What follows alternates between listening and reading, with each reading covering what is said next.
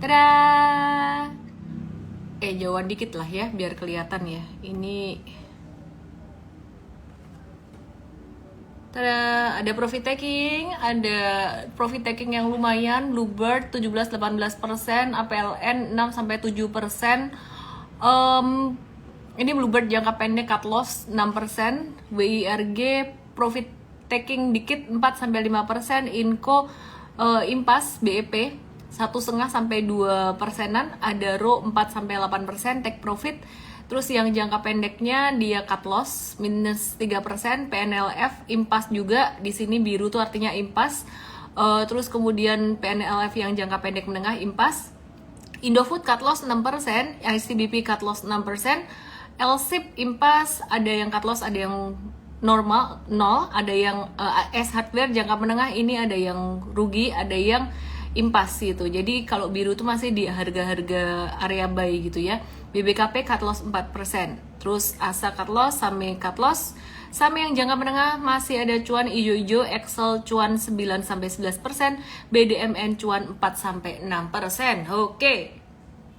Mari kita lihat marketnya hari ini tadi gimana dan ke depan gimana. Seperti yang kita udah bahas beberapa hari terakhir. Saya deketin.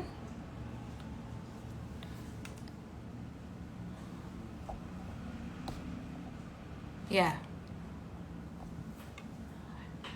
IHSG-nya ketahan resisten di area 6950 sampai 6960 di area resisten ini. Ini lumayan kuat, resisten ini lumayan kuat, dan juga ada potensi dia turun seperti yang kita udah bahas beberapa hari kemarin. IHSG itu potensi terkoreksi sampai ke level support sekitaran 6834-an. Di sini ada support low kecil dan juga ada kebetulan MA200 yang ketemu dengan MA20.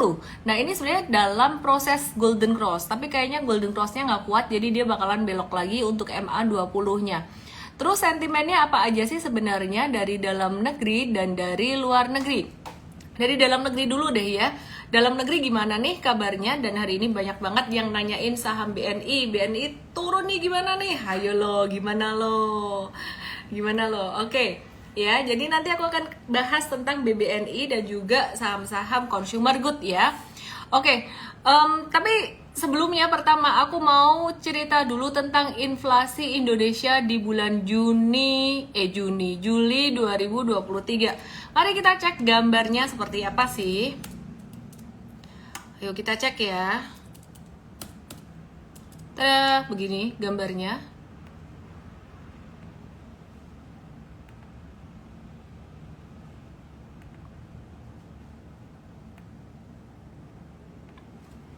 Perhatikan, jadi tingkat inflasi di bulan Juli di Indonesia tuh turun hingga level terendah.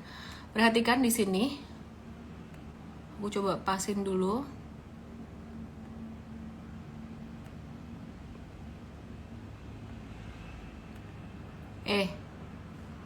Oke deh.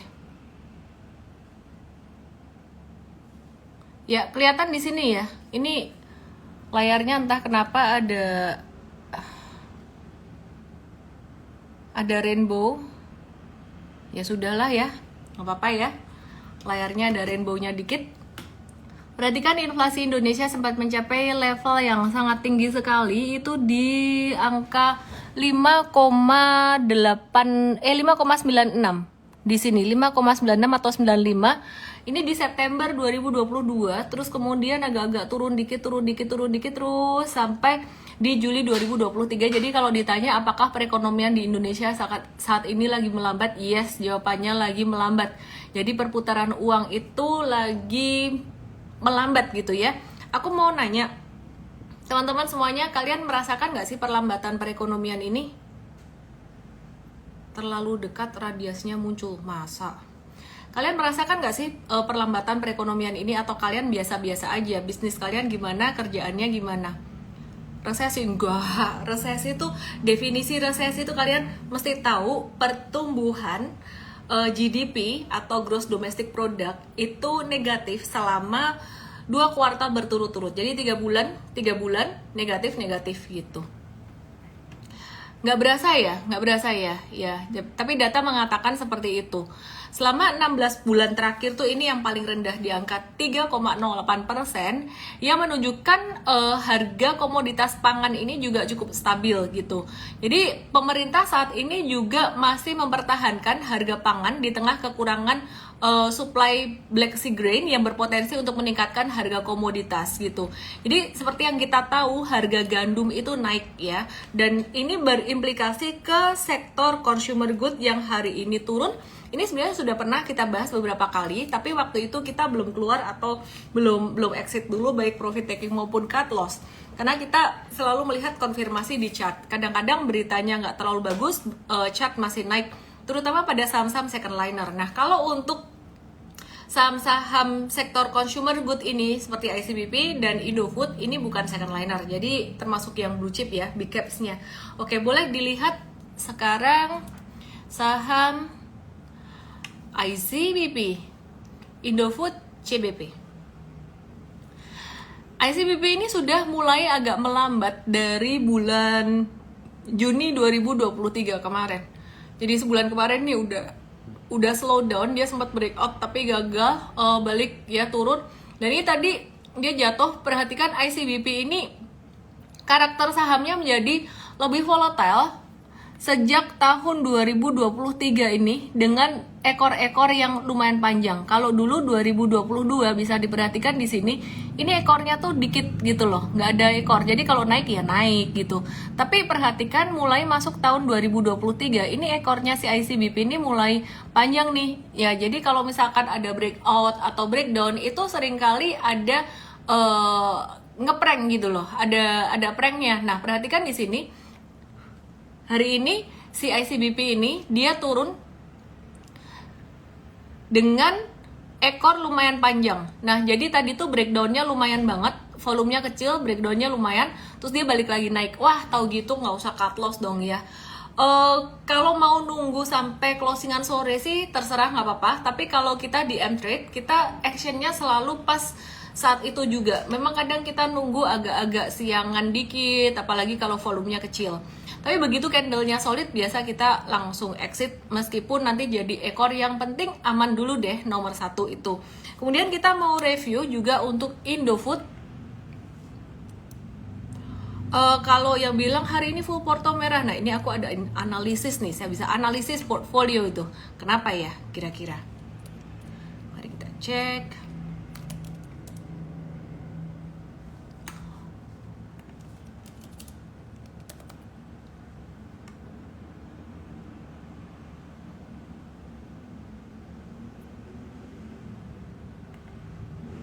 Oke, ini Indofood. Kalau yang ini Indofood dia confirm breakdown dan bakalan turun lagi bisa sampai ke level 6.800. Jadi stay away dulu buat kalian yang mau trading. Aku mau update buat saham Indofood, laporan keuangannya gimana. Sebenarnya laporan keuangan Indofood ini secara tahunan masih bagus, tapi secara kuartalan kurang bagus. Nah, jadi pendapatan Indofood ini 56,08 triliun. Jadi kalau kalian nanya saham besar tuh kayak gimana sih, saham big caps tuh kayak gimana? Nah, salah satunya ya kayak Indofood ini ya. Jadi penghasilan dia itu gede. Gede tuh angkanya berapa sih? Angkanya bisa sampai triliunan.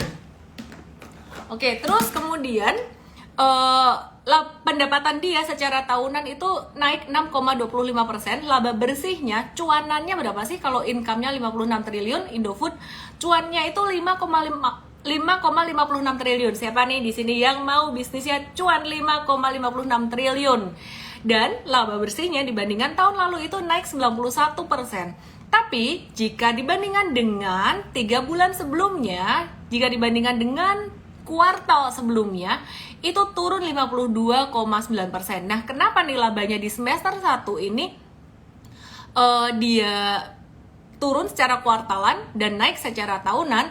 Ini dipengaruhi oleh penghasilan keuangan perusahaan yang naik drastis. Ya, besok kita cek ya penghasilan keuangan itu apa gitu. Nah, jadi besok dikabari di morning briefing, sekalian dicek sama tim coach gitu. Jadi tim coach yang nonton ini cek deh, ini penghasilan keuangan apa sih, lain kali tolong disebutkan gitu. Naik drastis 922%. Nah, kalau dibilang penghasilan keuangan ini berarti bukan penghasilan dari operasional gitu. ya. Jadi penghasilan keuangannya naik jadi 2,57 triliun dari sebelumnya hanya 251,33 miliar gitu. Jadi laba neto atau selisih dari nilai tukar mata uang asing dari aktivitas pendanaan Indofood ini juga tercatat 2,14 triliun di semester 1 2023 dan sebelumnya nggak ada. Oke, laba bersih di kuartal kedua itu turun 52,9% dibandingkan kuartal 1. Kenapa nih? Karena beban pokok penjualan dan beban operasional membengkak tercermin dari GPM, gross profit margin-nya itu turun menjadi 30,61% dibandingkan kuartal 1, dan juga operating profit margin-nya itu turun jadi 15,22% gitu ya. Jadi tadi ada keuntungan dari penghasilan keuangan yang kayaknya ini keuntungan dari selisih nilai tukar mata uang asing. Oke, jadi actionnya gimana nih? Wait and see dulu ya. ICBP gimana kabarnya? ICBP setali dua uang dengan Indofood. Jadi pendapatan ICBP ini 34,47 triliun. Nah, kalau bisa dilihat nih, Indofood ini pendapatannya 56 triliun, berarti sebagian besar dia dapat dari ICBP gitu. Terus pendapatan ICBP naik 5% secara tahunan, turun 19% secara kuartalan. Laba bersihnya 5,72 triliun, naik 196,63% secara tahunan, dan turun 50,8% secara kuartalan. Nah, labanya tuh di semester 1 tuh naik dari pos lain. Salah satunya dari penghasilan keuangan yang bersumber dari laba netonya dari selisih nilai mata uang asing, nilai tukar mata uang asing ya. Ujung-ujungnya itu lagi sebenarnya sama gitu. Dari aktivitas investasinya dia, ya jadi dia ada investasi gitu dalam bentuk mata uang asing, itu dia cuan 1,96 triliun. Jadi kalau perusahaan mau investasi itu boleh toh? Boleh. Oh, bisa jadi keuntungan nggak sih buat perusahaan? Bisa. Tapi itu bukan keuntungan operasional. Itu adalah keuntungan investasi. Bisa jadi nilai tambah nggak sih buat perusahaan tersebut? Bisa. Karena perusahaan itu berarti dia jago atau ahli mengelola investasinya gitu. Cuman tetap yang namanya bisnis kita mau melihatnya tuh sebenarnya keuntungan dari operasionalnya. Tapi ini lumayan oke lah ya. Oke. Random dikit ya, sorry ya. Kayak ngelihat pakai lipstick yang tadi kayak pucat-pucat aneh gitu. Nggak suka liatnya.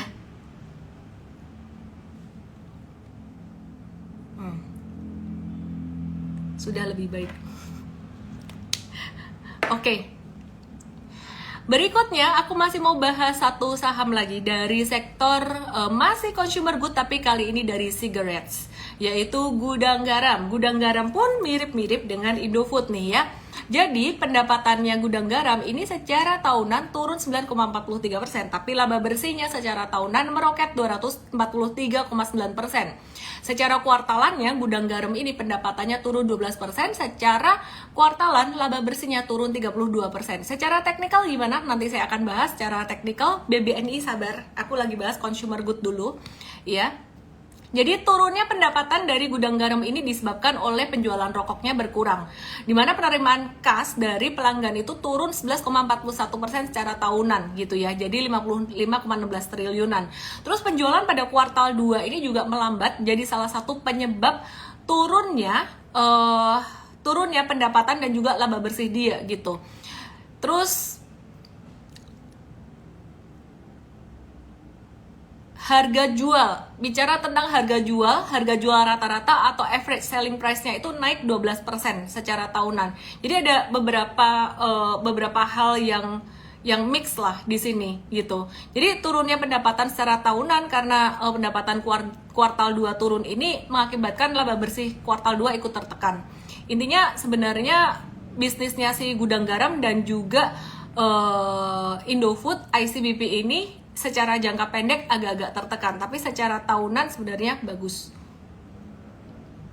Oke, aku mau bahas teknikalnya Gudang Garam.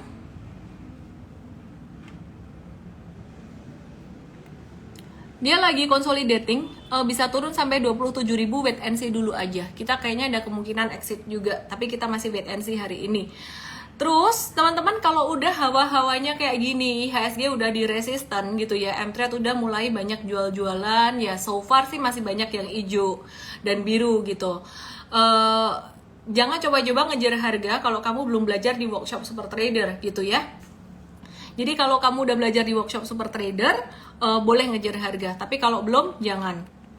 Terus intinya sih sebenarnya kalau kita swing trading, cuannya itu nggak terlalu banyak, bisa cuannya tipis-tipis kalau kondisi market seperti ini.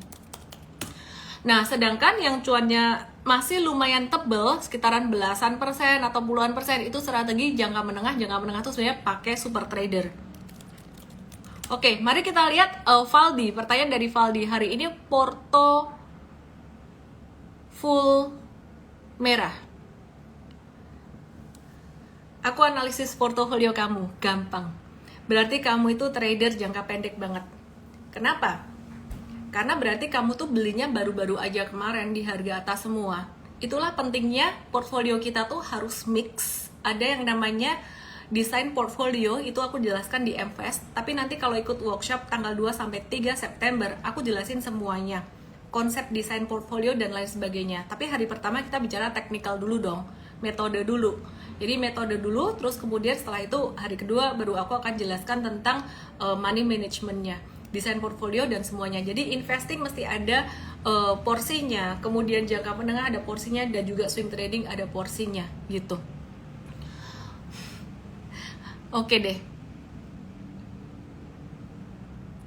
Di mtrade.id /super trader. Aku mau kasih tahu bahwa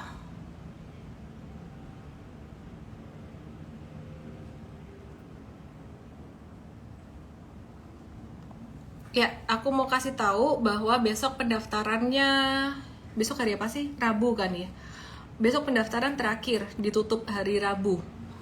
Oke. Next, lanjut. Saham yang banyak ditanyain hari ini, oke deh aku bahas. Daripada kamu penasaran, aku mau bahas BBNI. Nih Lisa udah nanya, BBNI gimana nih? Price list aku nggak hafal ya. Investasi naik tiap hari Rabu, Ci. Aku nggak hafal beneran. Tim aku yang urus udah. Tugasku ngajar, tugasku udah banyak. Ngatur tim, apa banyak lah. Oke, mari kita review BBNI. Jadi kalau diperhatikan di sini kami ada pasangin satu garis di level 8.500, artinya BBNI bisa turun sampai level 8.500 dan itu masih normal. BBNI sendiri secara fundamental dia itu perusahaan yang bagus ya, jadi sektor perbankan sebenarnya dengan recovery perekonomian ini juga masih cukup oke. Nah, untuk BBNI sendiri ini, dia tuh secara net profit itu di angka 10,3 triliun di semester 1 2023 atau naik 17% secara tahunan gitu. Nah, kalau secara kuartalannya BBNI ini dia turun 2,3% gitu. Untuk pendapatannya dia ya. Jadi, untuk net profitnya dia gitu. Jadi, agak sedikit di bawah konsensus di angka 48% gitu. Jadi, sebenarnya yang bikin dia turun itu karena di bawah konsensus itu tadi. Kalau misalkan konsensus menganggap pertumbuhan sedikit dan hasilnya muncul lebih dari itu, harga saham cenderung akan naik ya. Nah, kenapa dia turun? Karena dibandingkan dengan peers-nya seperti BCA dan juga big banks yang lainnya, terutama BCA itu naiknya banyak gitu, dan juga Himbara yang lain gitu ya. Jadi sebenarnya kalau aku ngelihat ini turun untuk jangka pendek aja gitu. Jadi beberapa penyebab turunnya saham BBNI atau kinerja BNI deh, bukan harga sahamnya. Turunnya kinerja BBNI ini kenapa? Karena adanya interest income atau pendapatan dari bunga itu yang agak melambat gitu. Terus karena melambatnya pertumbuhan dari hutang itu sendiri, pertumbuhan dari kredit ya. Terus kemudian interest expense-nya tuh meningkat lumayan tinggi, naik 63% secara tahunan.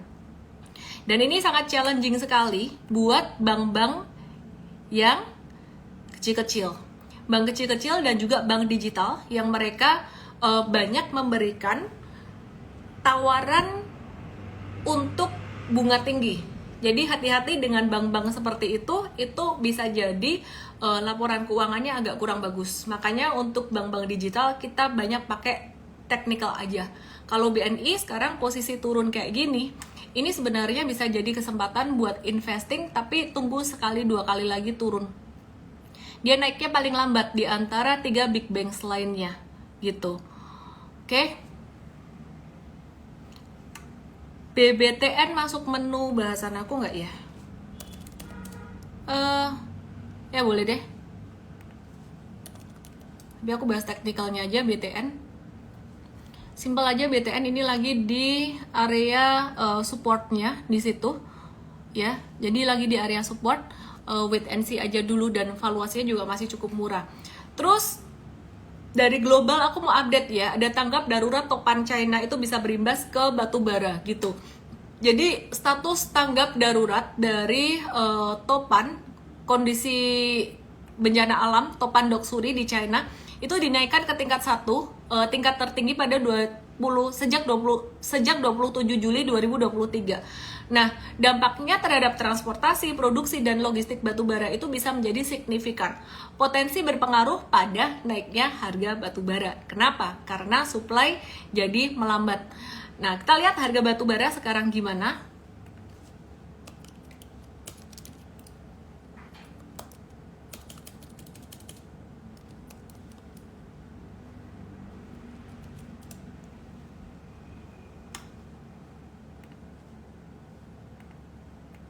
Masih sideways aja sih, jadi beritanya kita jangan merespon terlalu euforia juga ya. Menurutku ini masih sideways aja, wait and see aja untuk saham-saham batu baranya. Oke, topannya udah di hari Jumat kemarin, tapi kan efeknya masih ada ya, jadi chartnya juga masih sideways aja. Terus kemudian aku mau update dari PMI Manufaktur Indonesia, itu di angka 53,3, jadi masih ekspansif dan naik 0,8 poin ya dari Juni di angka 52,5 gitu. Terus percepatannya paling cepat ya sejak tahun 2022 di bulan September kemarin tuh peningkatan PMI, indeks PMI Manufaktur Indonesia ini paling cepat. Jadi sebenarnya secara manufaktur itu bertumbuh di Indonesia, tapi perputaran uangnya melambat. Kenapa ini kira-kira ya? Oke, aku mau update untuk saham Bukalapak hari ini, banyak banget update laporan keuangan, dan aku mau update saham Bukalapak ya. Jadi Bukalapak ini total processing value atau TPV. TPV ini merupakan total transaksi yang benar-benar sudah dibayarkan oleh konsumen.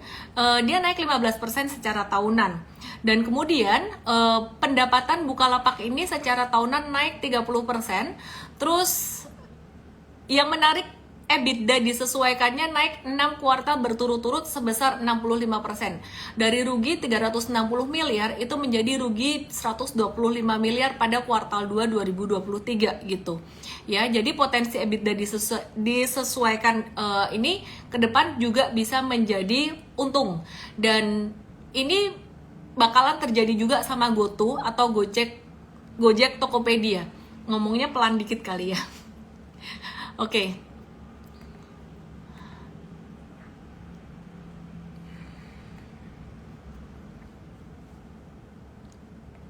Teknikalnya gimana?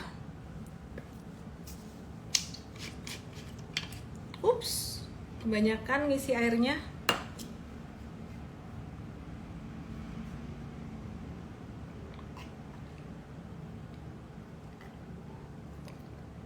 Ini ada yang bilang kalau nggak laku ya jual, cut loss atau rugi. Masalahnya kalau kamu beli saham yang nggak liquid itu mau jualan pun nggak bisa. Besok hakakul nggak juga. Mari kita lihat Bukalapak. Simply aku tarik satu garis ini, support kuatnya yang biru. Lagi masih di area support ya. Jadi kita watch buat Bukalapak ini. Oke, aku mau bahas banyak emiten hari ini. Banyak bonusnya IG Live malam hari ini. Harta Dinata. Apa ini Harta Dinata? Perusahaan apa? Jualan emas, jewelry gitu ya. Jadi pendapatannya Harta ini dia naik 39,25% secara tahunan di angka 6,17 triliun. Ini perusahaan yang size-nya sebenarnya lumayan sih kalau aku bilang. Terus kemudian laba bersihnya 185,53 miliar, itu di angka 39,25% secara tahunan. Nah, untuk Harta sendiri, ini laba di semester 1 itu naik 39%. Karena apa? Karena penjualannya dia juga meningkat, jadi sama sih sebenarnya penjualan dan juga laba bersihnya tuh inline gitu. Terus pendapatan naik 39%. Pendapatan naik ralat. Ulang ya. Pendapatan Harta naik 91,96%, laba bersihnya naik 39,25%. Gitu. Oke, terus beban pokok pendapatannya dia agak-agak naik dikit ya. Jadi Harta ini kita lihat teknikalnya gimana, karena secara fundamental dia cuan, teknikalnya oke nggak sih buat Harta ini?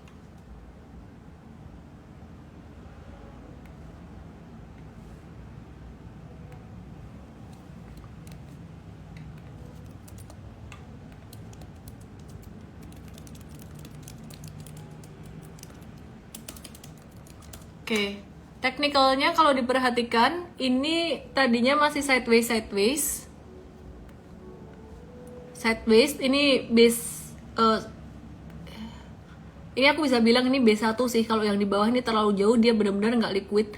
B1, base 2, base 3 biasanya akan semakin cepat gerakannya. Jadi bisa jadi watchlist untuk trading, but be very careful here dengan likuiditasnya. Harga emas gimana? Apa kabarnya?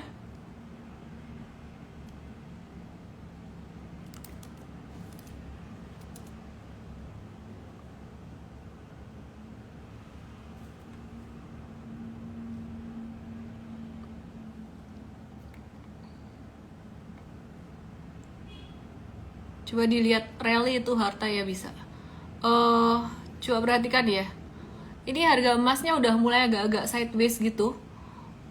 Jadi nggak bisa dibilang juga harga emas naik karena belakangan ini sideways-nya cenderung turun. Jadi kalau Harta naik, dia kayaknya nggak ada kaitan dengan harga emas deh. Sekalian kita bahas MDKA.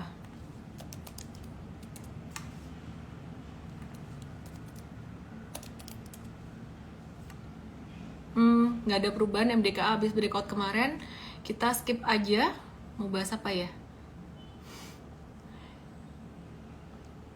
Era chart weekly bagus. Weekly tuh nanggung banget sih. Aku kalau trading liatnya daily, kalau investing daily dan juga monthly. Jadi kita jarang banget lihat weekly. Bank Mandiri yuk.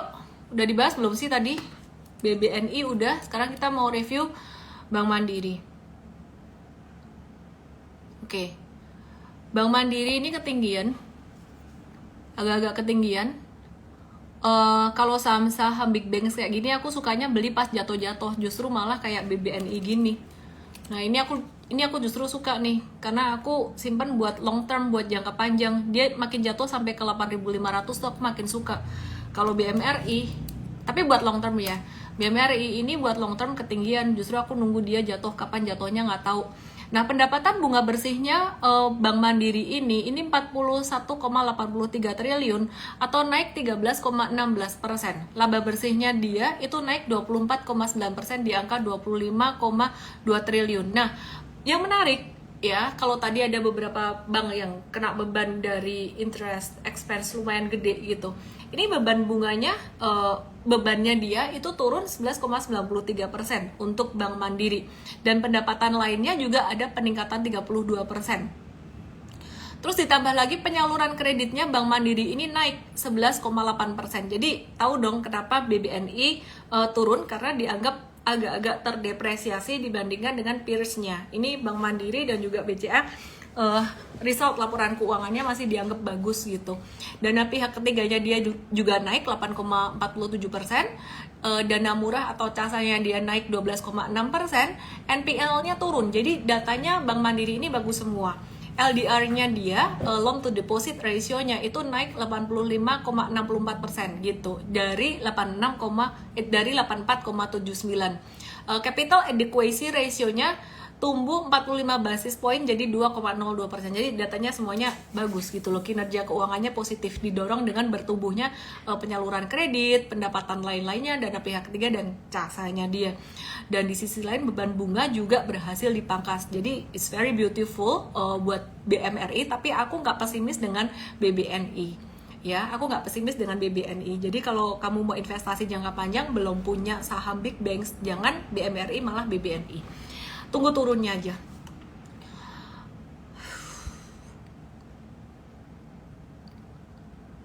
Banyak yang aku mau update hari ini, tim aku semangat banget nih, kasih bahannya banyak banget nih.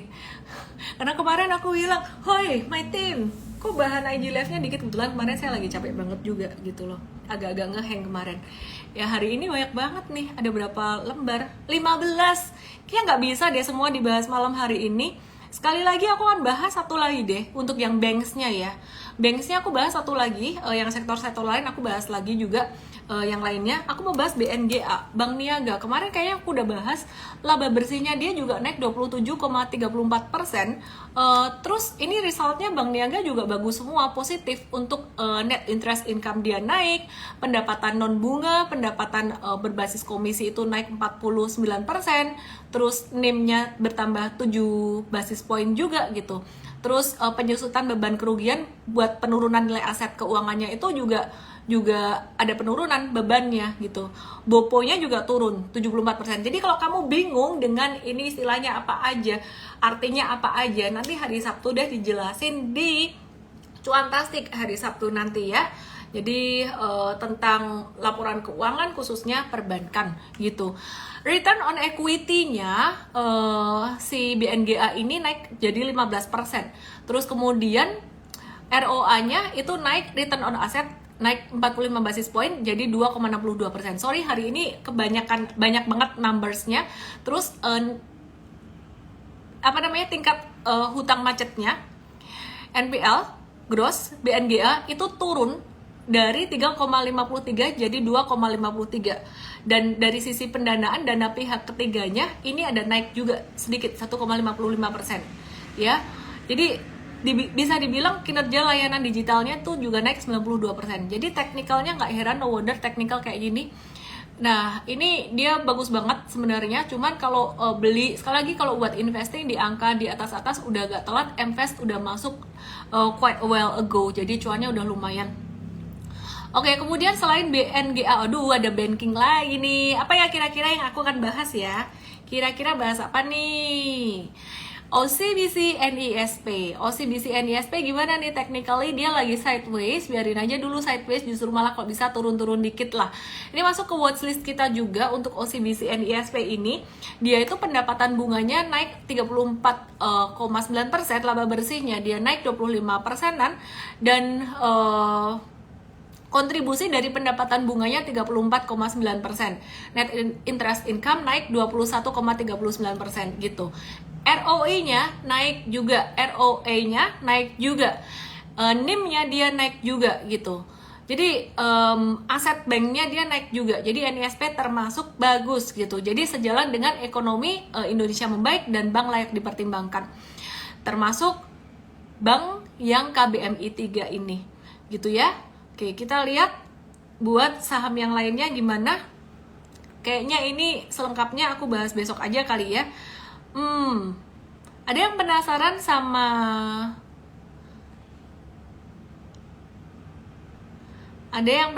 sama apa ya? Wijaya Karya? Ada yang penasaran nggak sama Wijaya Karya? Mau nggak, Wika?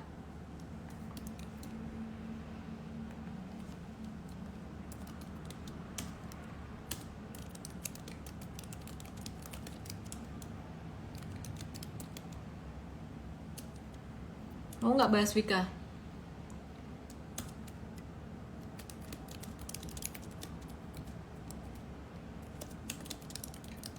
Gak mau. Kalau nggak mau aku bahas besok. Dia I have to check. Dia masih rugi sih Wika. BMTR mau nggak? GIA mau nggak? Ada keras juga, kayaknya nggak usah ya. Oh, mari kita bahas satu bank lagi. Jadi tadinya ngomongnya satu bank doang, sekarang jadi 3 bank deh. Satu bank ini menarik juga, dia fundamentalnya bagus dan termasuk yang sebenarnya nggak terlalu besar, tapi menarik juga nih secara fundamental. Jadi Maybank, BNII, kita jarang bahas BNII. Pendapatan bunganya naik 6,5%, laba bersihnya naik 44%. Nggak banyak yang aku bahas dari BNII karena teknikalnya justru malah lagi breakdown. Jadi kita wait and see dulu aja ya. Gajah Tunggal banyak ditanyain. Sebenarnya Gajah Tunggal ini masuk watchlist kita lagi setelah kita kemarin ada jualan di area ini yang merah. Oh, belum dibalik. Kita ada jualan di sini Gajah Tunggal. Terus kita belum buyback lagi masuk watchlist, ternyata breakdown, ya udah nggak jadi buyback. Ini Amtrade udah jualan kapan ya? Nah, kita lihat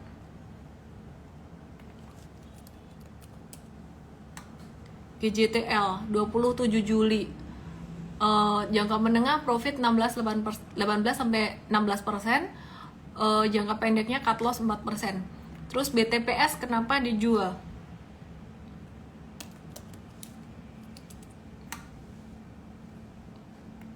BTPS. Mari kita lihat BTPS kenapa dijual 24 Juli jualannya. Enggak kok, kita nggak jualan, udah lama tuh, kita udah lama jualan BTPS. S Hardware. Kenapa GJTL ARB? Kayaknya kalian, kalau kalian trading itu mesti mengurangi bertanya kenapa naik, kenapa turun. Karena yang paling penting sebenarnya ketika kita trading adalah actionnya, what to do, when to buy, when to sell, when to add, when to reduce, gitu ya. Jadi kalau kalian pertanyaannya udah why, sebenarnya itu adalah pertanyaan untuk investor. Investor pun juga masih ada pertanyaan tentang when. Kalau investor bertanya tentang when, dijawab dengan valuasi. Dan juga kalau aku sih tetap masih pakai technical juga. S Hardware, pada nanyain S Hardware.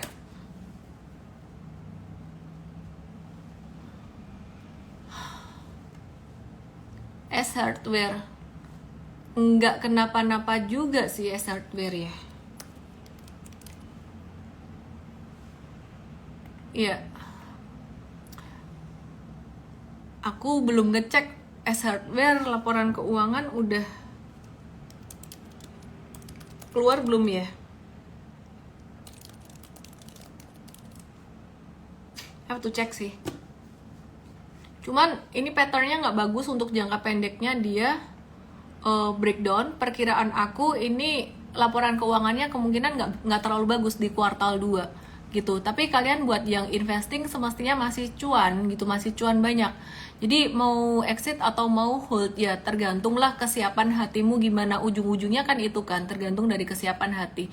Kalau jangka menengah sih udah keluar harusnya. Mari kita lihat S Hardware-nya Amtrade. 6 hours ago ini kita jangka menengah ada jualan 2 kali. Jadi 20 Juni kita ada jangka menengah jualan cuan 31%. Kemudian tadi kita jual BEP 0,8 dan minus 2,7% gitu. S Hardware jangka pendek justru malah ini yang take profit. Oke, jadi perkiraan aku sih ini kemungkinan laporan keuangannya agak-agak nggak bagus.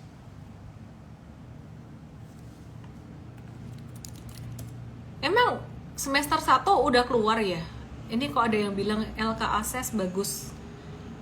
Ya good lah kalau bagus, saya sih masih ngehold buat jangka panjangnya, saya masih ngehold. Tapi jangka panjangnya Access ini aku nggak ngehold sepanjang BCA kayak gitu. Kalau BCA sih kayaknya aku nggak jual-jual deh.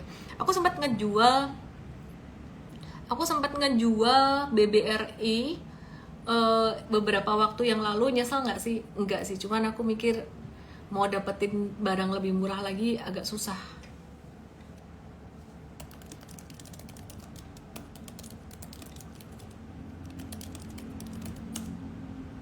Bagus kok LK-nya, good lah.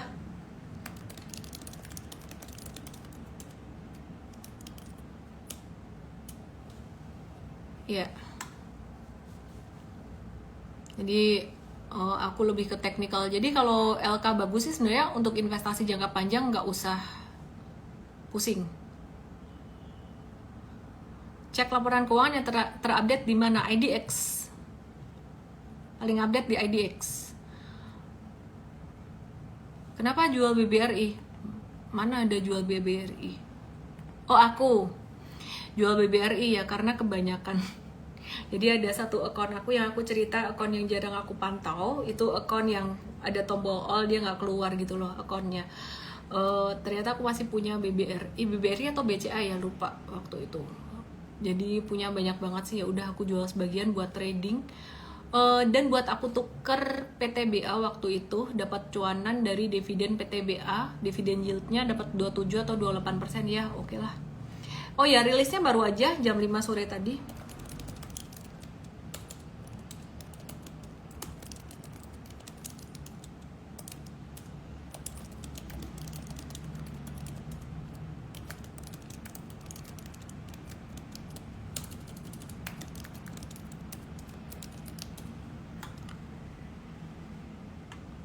Oke. Let me update Access, nanti aku update lagi. BBNI Mercy harga bajai. Mercy ya. Mau update saham apa lagi ya? Aku di depan aku sini masih banyak banget sih BMTR ya. Aku update BMTR ya.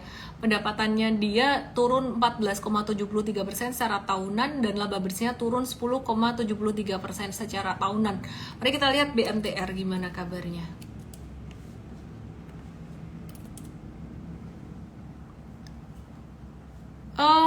Hindari dulu deh candle kayak gini, nggak enak banget. Buat jangka pendek ini jatuhnya bakalan, ini bakalan lanjut lagi sih BMTR ini. Jatuh banget dengan volume besar. Ini ada yang distribusi kayak gini. Oke, Pani. Mari kita cek Pani gimana. Bagus Pani. Hari ini tadi breakout, M-Trade ada masuk tadi bisa sampai ke level 1900-an. Terus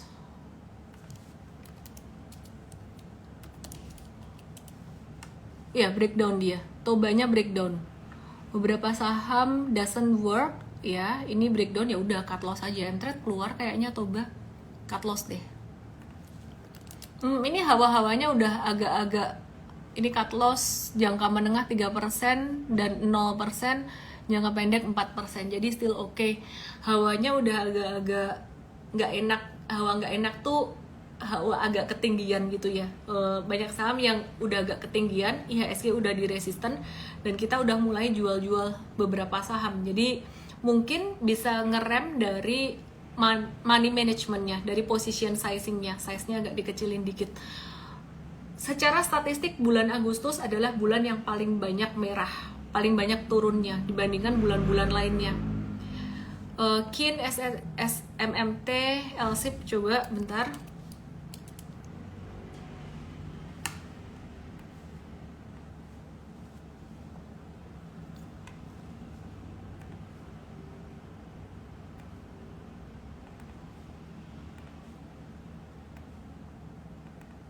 KIN, dia ada rising wedges, jadi kita trading jangka pendek doang. Jangka menengah sih masih ada, masih cuan, jangka pendek doang. Jangan dikejar, kalau kalian punya modal terbatas nggak harus masuk di sini. Terus LSIP, wait and see dulu aja. SMMT ini kayaknya gejala-gejala dia mau turun deh. Ya kalau saya salah bagus. Tapi kalau ngelihat candle kayak gini, ini kayak rawan turun, lebih banyak potensi turunnya daripada naiknya. Sido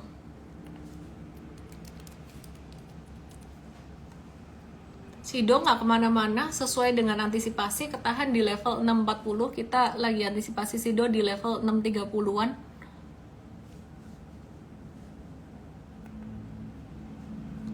Ya good lah kalau LK-nya S Hardware bagus. Jadi tadi tutupan agak turun dikit, patternnya double tops. Kita lihat besok gimana ya. Kalau misalkan memang turun lagi, nggak usah mikir kayak tapi LK-nya bagus. Kalau kamu trading ya keluar aja gitu. Nah kebalikan nih, kalau kamu investor LK-nya bagus, harganya turun ya nggak usah panik selama duitnya duit dingin. Itu aja teman-teman, langsung aja teman-teman kalau mau daftar workshop super trader, belajar gimana caranya dapetin saham multi bagger kayak WIM dan autonya M-Trade gitu, tanpa harus ngelihat berita dan laporan keuangan kayak tadi itu sebenarnya bisa banget gitu, dan tanpa harus mantengin layar monitor tiap hari. Ini besok pendaftaran terakhir, selebihnya akan masuk ke waiting list gitu. Jadi besok Rabu terakhir, terus kemudian ditutup, dan Rabu besok investasinya naik, biasa setiap Rabu investasinya naik. Jadi silakan daftar di mtrade.id/super trader. Saya Ellen May, salam profit, bye.